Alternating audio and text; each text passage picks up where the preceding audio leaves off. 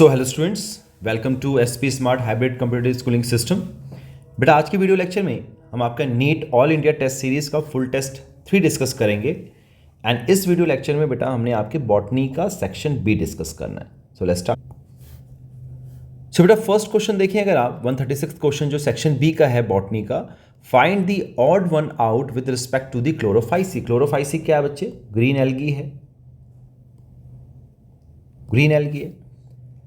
So storage bodies are called pyrenoids. ये बच्चे बिल्कुल ठीक है, स्टोरेज बॉडी जो होती है पायरेनोइड्स कहलाता है। Pyrenoids are composed of protein and starch, ये भी ठीक है। Ectocarpus, Dictyota and Fucus are the member of this class. तो बच्चे ये जो आपका स्टेटमेंट दिया जा रहा है, this statement is the odd one out because all these three are the members of Phaeophyceae, brown algae, right. तो ये स्टेटमेंट जो है आपका it is the odd one out.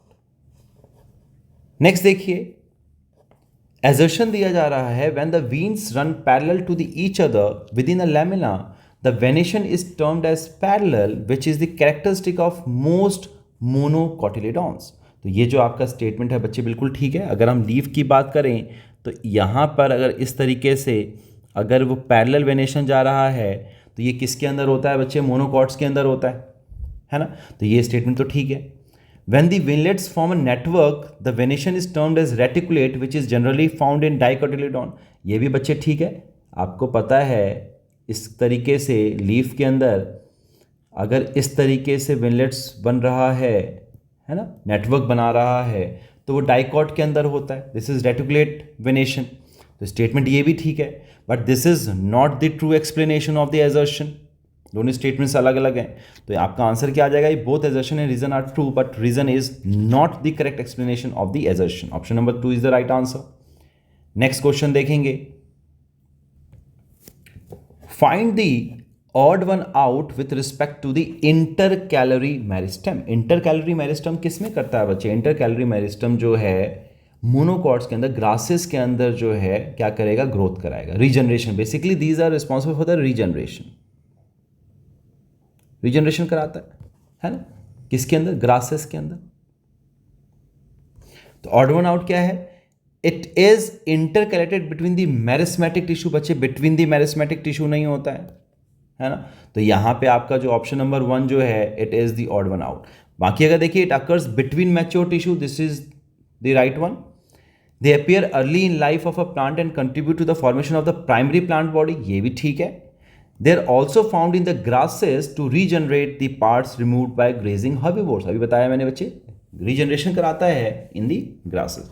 तो ये ऑप्शन भी ठीक है। तो option number 1 is the odd one out. Next देखेंगे, starch form helical secondary structures. In fact, starch can hold I2 molecules in the helical position। तो ये बच्चे बिल्कुल ठीक है। इसी वजह से स्टार्च सॉल्यूशन जो है आयोडीन के साथ ब्लू कलर एमिट करता है। तो ये बिल्कुल ठीक है। Cellulose does not contain complex helices and hence can not hold I2। ये भी बिल्कुल ठीक स्टेटमेंट है बच्चे, दोनों ही स्टेटमेंट ठीक है। So both statement 1 and statement 2 are correct. Next देखेंगे, arrange the following events of the meiosis in the correct sequence. तो मियोसिस के अंदर आपको पता है कि यहाँ पे जो ये दिया जा रहा है, सबसे पहले बेटा क्या हो जाएगा? साइनेप्सिस होगा। तो पहला तो ये आ गया है ना। फिर इसके बाद क्या होगा? इसके बाद साइनेप्सिस हो जाएगा तो क्रॉसिंग ओवर होगा, है ना। और फिर ये हो जाएगा तो फिर टर्मिनाइजेशन हो जाएगा। और सबसे लास्ट में जो है chromosomes align in the equatorial plate. तो यहाँ पे जो है ये 4th है। साइनेप्सिस कहाँ पे होता है? जाइगोटीन में होता है। क्रॉसिंग ओवर कहाँ पे होगा? पिकाइटीन में होगा। टर्मिनेशन कहां पे होगा? डायकेनेसिस में होगा। ये तीनों स्टेज किसके हैं? प्रोफेज 1 के हैं, है ना। और इक्वेटोरियल प्लेट पे कहां पे होगा? ये मेटाफेज 1 में होगा। तो this is the correct sequence. तो option number 2 is the right answer. Next देखेंगे, read the following statement and select the options with all the correct statements. तो हमें ऑप्शन बताना है कौन कौन सा है। PS1 is involved only in the non-cyclic photophosphorilation। बच्चे PS1 जो है वो साइक्लिक फोटोफॉस्फोराइलेशन में भी रिस्पॉन्सिबल होता है। PS2 बच्चे सिर्फ नॉन साइक्लिक में होगा। तो दिस स्टेटमेंट इज, हमें करेक्ट स्टेटमेंट में बताना है, ये गलत है। PS2 is involve in both cyclic and non cyclic photophosphorylation, तो बच्चे बोथ में नहीं होता है, सिर्फ नॉन साइक्लिक के अंदर होगा, ये स्टेटमेंट भी गलत है। Grana lamellae membrane possess both PS1 and PS2 but stroma lamella membrane possess only PS1. Yes, this statement is true. तभी स्ट्रोमा लैमेली के अंदर क्या होता है बच्चे, आपका साइक्लिक फोटोफॉस्फोराइलेशन होगा, है ना। And PS1 transfers electrons to the NADP nucleotide amide adenine dinucleotide phosphate whereas PS2 receives electron from the water. बिल्कुल सही है ये स्टेटमेंट भी ठीक है। तो आपका यहां पे C एंड D जो है बच्चे आपका राइट आंसर आ जाएगा। Option number 2 is the right answer.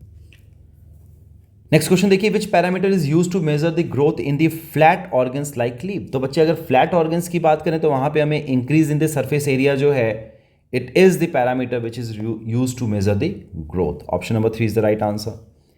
Endosperm is completely consumed during embryo development in. तो बच्चे ये डाइकॉट में कर देता है कंप्लीटली, है ना।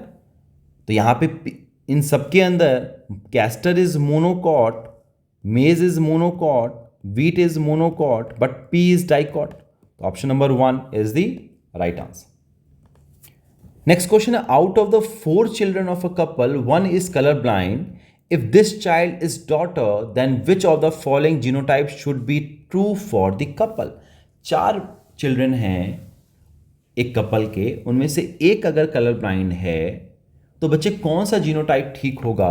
तो यहां पे बच्चे अगर आप ये देखें तो आपका ऑप्शन नंबर 2 जो है XCX एंड XCY, इसको अगर आप क्रॉस करो तो इस तरीके से क्रॉसेस बन जाएगा।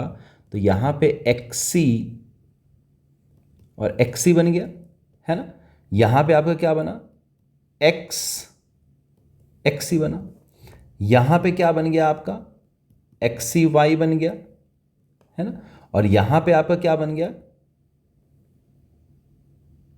XY बन गया। तो इसके अंदर अगर आप ये देखो, एक कलर ब्लाइंड है तो यहां पे देख रहे हैं एक ही कलर ब्लाइंड आ रहा है कि नहीं। तो यहां पे कौन सा ऑप्शन सही आ जाएगा, option number 2 is the right answer. Next देखिए, if E coli growing medium has lactose, then अगर लैक्टोज है, लैक्टोज क्या होता है बच्चे, इंड्यूसर होता है। इंड्यूसर होता है किसका, लैकैप्रोन मॉडल का। तो यहां पे क्या होगा, repressor will bind to the inducer, repressor जो इंड्यूसर से बाइंड कर जाएगा, है ना। तो यहां पे आपका option number 1 is the right answer. Next question देखिए, deoxyribo nucleoside triphosphate serves dual purpose during DNA replication. क्या करता है बच्चे, these are as substrate and making replication fork, this is not true. Providing energy in unwinding the helix, ये भी नहीं है। Unwinding the helix के लिए हमें कौन रिस्पॉन्सिबल, हेलिकेज करता है unwind. Joining the 2 strands and transferring the basis, joining कौन करता है बच्चे, लाइगेज जो है वो ज्वाइन करेगा। As substrate and providing energy for polymerisation, yes, option number 4 is the right answer. ठीक है बेटा। नेक्स्ट क्वेश्चन है, Agrobacterium tumefaciens infect several dicot plants and transforms normal plant cell into the tumour. तो ये statement बिल्कुल ठीक है, ठीक। Retroviruses in animals have the ability to transfer the normal cells into the cancerous cells. ये statement भी बिल्कुल ठीक है बच्चे। तो यहां पे आपका ऑप्शन नंबर 1 जो है, both statement 1 and statement 2 are correct, is the right answer. Species area relationship was described by, तो बच्चे ये स्पीशीज एरिया रिलेशनशिप किसने डिस्क्राइब किया था, अलेक्जेंडर बॉन हम्बोल्ट ने डिस्क्राइब किया था। और इसका फॉर्मूला क्या आ जाएगा बच्चे, log S is equal to log C plus Z log A। ठीक है, तो ये फॉर्मूला है, किसने दिया, Alexander von Humboldt is the right answer. Option number 3 is the right answer. Next देखिए, loss of energy from one trophic levels to the next trophic level is. तो बच्चे लिंडमैन का जो लॉ है 10% लॉ ऑफ एनर्जी फ्लो, ये क्या बताता है कि हर ट्रॉफिक लेवल्स पे 90% जो एनर्जी जो होगी बच्चे वो हीट लॉस हो जाएगा एंड सिर्फ 10% जो है वो अगले ट्रॉफिक लेवल्स तक जाता है। तो यहाँ पे आपका ऑप्शन क्या आ जाएगा, ऑप्शन नंबर 4, 90% जो है it is the loss of energy. Option number 4 is the right answer. Next देखिए बच्चे, कुछ एक्सटिंक्शन दिए गए हैं कुछ ऑर्गेनिजम्स के। तो क्वागा जो है ये आपका एक्सटिंक्ट स्पीशीज अफ्रीका से एक्सटिंक्ट हुआ था, है ना। डोडो जो it is a type of bird, ये कहां से हुआ, it is extinct species of Mauritius. And Steller sea cow जो कि ओवर एक्सप्लॉयटेशन की वजह से हुआ है, it is the extinct species of Russia. तो यहां पे आपका जो करेक्ट ऑप्शन आ जाएगा option number 4, A2, B3 and C1, it is the right answer. So बेटा this is all about the solutions for the section B of botany. I hope बेटा आप लोगों को सारे क्वेश्चंस जो अच्छे से क्लियर हो गए होंगे. So God bless you all. Take care. Thank you.